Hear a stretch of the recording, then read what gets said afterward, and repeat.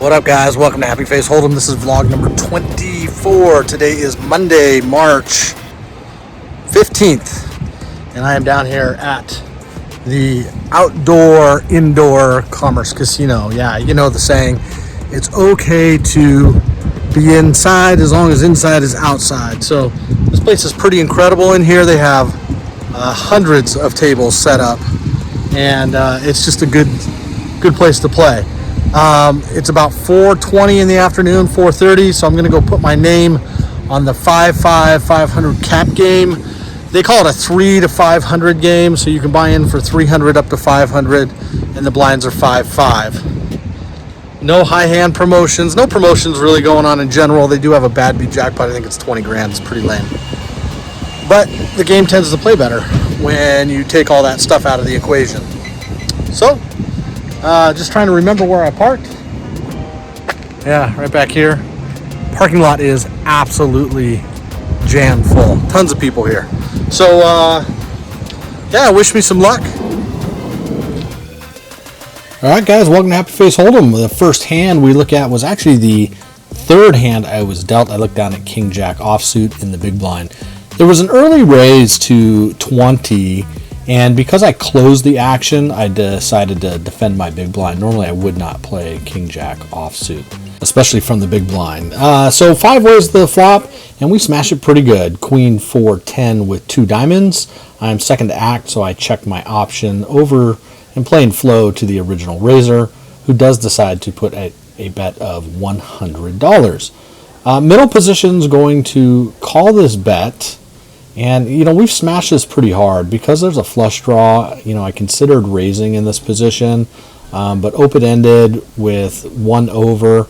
I don't have a whole lot of other equity, so I just decide to make the call in this spot and keep the other 2 players in. So we're going to go 3 ways to a turn with 400 in the pot. And the dealer's going to be good to us getting the session started. He puts out the ace of clubs, giving us the nut straight, and bringing in a second backdoor flush draw of clubs. So we check our option again. The original raiser decides to check this time, and the last player to act goes all in. He has 35 left behind, so I think it was a no-brainer for him. But interesting that on this turn card, the original raiser did not call. So I'm not putting him on an ace, likely putting him on kings or jacks, something in that range. Maybe king, queen, or queen, jack, although I blocked the king and the jack. So the river is inconsequential. It's a 9 of spades, so 1 player all in. We're heads up in a side pot. I decide to put out a bet of 230 here, targeting an ace holding, but again, at the time, I didn't put it together that he checked on the ace of the board. The original raiser did. So really, I was targeting a dead hand that probably wasn't going to get called by anything here. So unfortunately, he does fold, and the gentleman that's all in, I roll over my king jack, the nut straight, and he mucks his hand. I have no idea what he had. I panic for just a second as the dealer starts pushing $300 elsewhere, and then I realize somebody just bought in. So we sweat it, and the $505 pot is pushed our way. Nice way to start a session today. All right, picking up the next hand, mid-hand, pre-flop, it was folded to me, so I had raised to 20 with 9-7 suited, and we smashed the flop, 6-5-4 with 2 diamonds, so front door flush draw and an open-ended straight draw. Doesn't get much better than that. So with 60 in the pot, I continue for a bet of $25 after just a little bit of consideration. And I think I could have sized down here, although I probably should have potted it here and bet the full pot size. I probably could have taken it down. So with 2 callers and 135 in, the dealer pairs the board with the 4 spades on the turn. Probably doesn't change much. I think one of my opponent's calling ranges would have been middle pocket pair, 6s, 7s, 8s, or an overpair, 8s, 9s, 10s could be in their range as well. So the river comes down the 7 of clubs. Early position player decides to lead out for 65.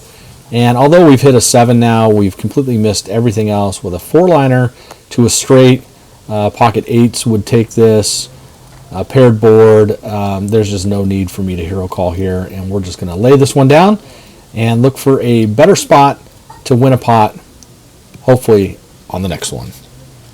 All right, in this one we're on the button, and there was an early position raised to 25, and I decide to defend on the button with King 9 suited. I think this probably is a 3-bet hand on the button.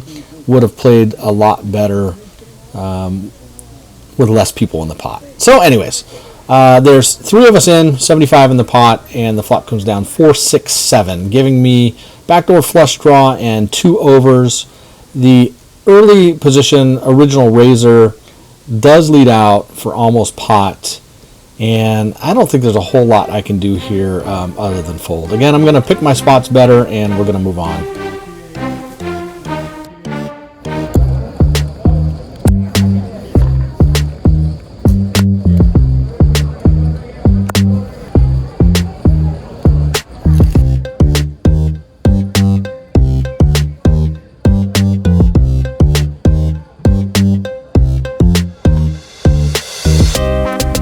All right, and this one with a dollar to premium, ace-king offsuit from under the gun. I'm going to open the action to 25, being an early position. I do want to make my raise just a little bit bigger. This 25 is about right for this game.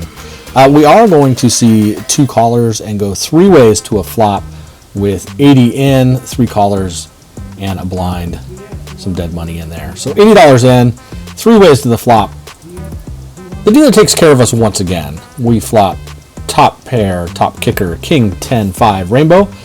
The player before me checks. I decide to balance and check here, even though I've smashed the flop.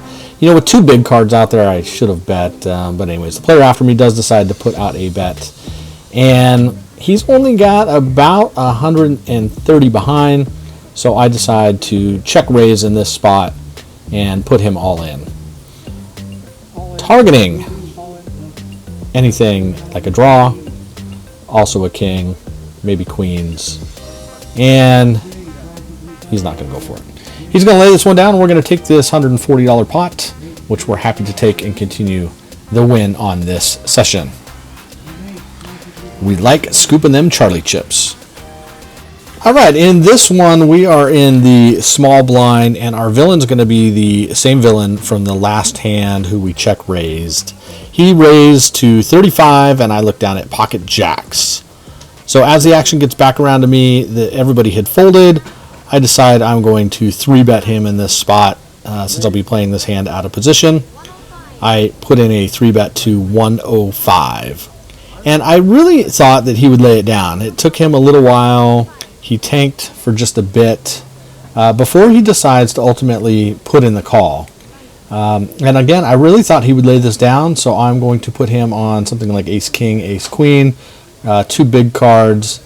Unlikely a small pocket pair. I don't think he would call my 3-bet with a small pair, so I am putting him on 2 big cards. So with 2-10 in, going heads up, we absolutely smashed this flop. Jack, ace, 6. So in this hand, he's only got about 90 behind, and I thought if I checked, the action would check through, and I didn't want that, so I just decide I'll put him all in, and he elects to fold this one. You know, what do you think in the comments? Could I have checked and then seen a turn?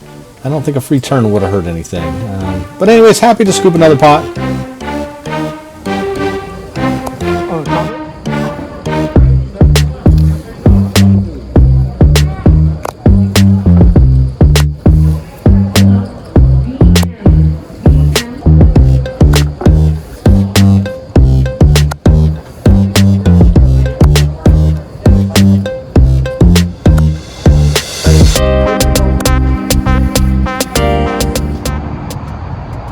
Alright guys, I don't know if this is a mid-session update or end-of-session update. I'm not quite sure how much longer I'm going to play. But anyways, down here at Commerce Casino, this is the tent. But this tent is like 2 football fields deep that way. It takes up this whole, what used to be parking spot. So I hope when they reopen indoor, like really indoors, that they keep all this and just add tables. I mean, how incredible would that be? I don't know if there's that many poker players in LA, but you know, they spread a lot of California games here too. So anyways, time check. It is 6 p.m. now, and I've been playing for just slightly over an hour, and we're up 450 in the game. So it's been a great session. This is about the time I think I want to cash out, call it a win, and head back home. The crappy side is, it's an hour drive down to play for an hour and then an hour drive home. So 2 hours on the road and 1 hour at the table. That sucks, but if it's about making money, I think that's what you got to do sometimes. I don't have the luxury of being close, but really happy with my play. I think in the one hand where I had pocket jacks and the flop was ace jack 9, I think it was, I could have checked the flop because I had the board pretty locked up. At best, he could have had a king queen draw. Not that I was afraid of that, but I was hoping he had an ace in his range. So earlier we saw that hand. I checked my king high flop with the ace kicker. He bet, and then I put him all in because he only had a 130 behind. This time he only had 80 behind, so I was hoping he had something he would continue with, and I just put him all in and he folded. So maybe missed some value there by just not checking the flop, because I'm sure it would have checked through. I don't think he would have bet into me again based on the prior hand. But hopefully I'll get into it again with him in another hand, and we'll see what happens. Anyways, vlog watcher Kevin, sitting to my right, sat down, asked me if I was happy face hold'em. I said yes, and we had a little chat. So shout out to Kevin. Thank you for subscribing. And for the rest of you, this is a great time to like this video, smash the thumbs up, subscribe, click that subscribe button, and comment down below. I love the interaction that we have on this channel. And I'm just glad to be back and hopefully bringing you at least weekly content, if not twice a week. So we'll see. Anyways, let's get back and maybe play some more hands. Again, if there's more hands after this part of the video, then this was a mid-session update. If there's no more hands, then this was end of session update, and we're up 450.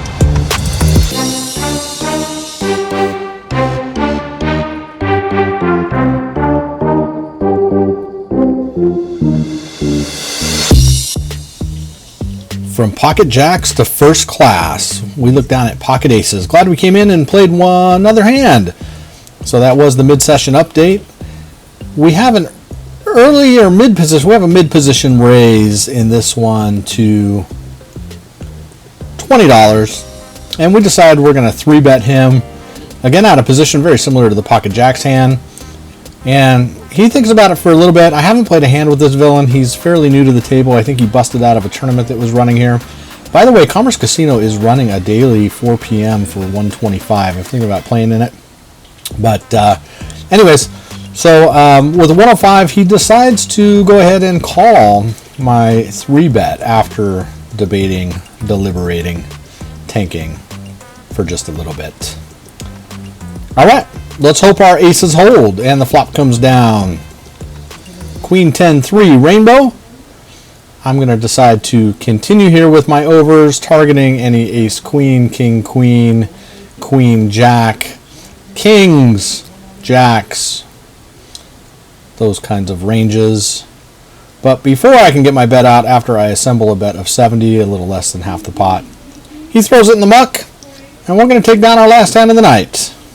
Happy to do so, scoop some Charlie chips, and call it a day.